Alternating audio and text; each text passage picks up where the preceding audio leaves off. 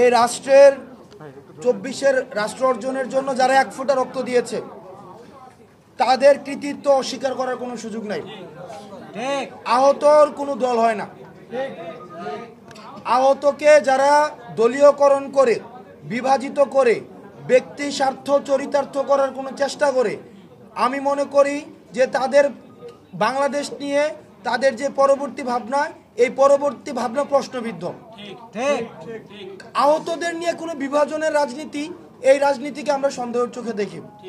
যারা আহত হয়েছে আপনারা বলছেন আপনারা 3 জন প্রতিনিধি দিবেন, 4 জন প্রতিনিধি দিবেন, কে আসবে সেটা তো আমরা বলতেছি না, কিন্তু কারা হবেন আপনারা আলোচনা করে হন। ভাই আমি তো এটা নিয়ে কোনো ধরনের কিছুই না। আপনারা আলোচনা করেন, আপনারা আলোচনা করে 4-5 জন প্রতিনিধি নেন, এটা আপনাদের সিদ্ধান্ত। এখানে কি আমি বলে দিচ্ছি যে ভাই উনি থাকতে হবে, উনি থাকতে হবে, এটা আমার আলোচনার বিষয়, এটা আপনারা সিদ্ধান্ত নেন। কিন্তু আপনি যদি মনে করে থাকেন এই আলোচনায় এই আহতরা থাকতে পারবে না, এই আহতরা থাকবে, তাইলেও সমস্যাটা কোন জায়গায় দেখেন। আজকে হয়তো ভাই দেখেন, আজকে হয়তো আপনার 4 জন প্রতিনিধি একটা দফা দাবি দিবে, আবার অন্য আহতরা এসে আবার আরেকটা দফা দাবি দিবে। সরকার কোনটা মানবে আমাকে বলেন? সরকার তো আর 10-12 দিন বসতে পারবে। সরকার কোনটাকে বলবে আমাকে বলেন?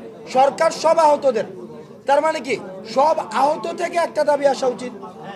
আপনি এই যে হিল্লোল ভাই, আপনি বলেন এই যে এখানে হচ্ছে নাজমুল আছে, সুজন আছে, তুমি আমাকে সুজন বুঝাও। ধরো তুমি 5টা দাবি দিলা, দিয়ে চলে গেলা, আবার আরেকটা গ্রুপ আসলো, আবার 5টা দাবি দিল, আবার আরেকটা গ্রুপ আসলো, 5টা দাবি দিল। এখন আমরা কোনটা করবো বলো? এখন ভালো কোনটা যে সবাই আপনারা মিলে আপনারা প্রতিনিধি সিলেক্ট করেন, সিলেক্ট করে ওনারা কথা বলো।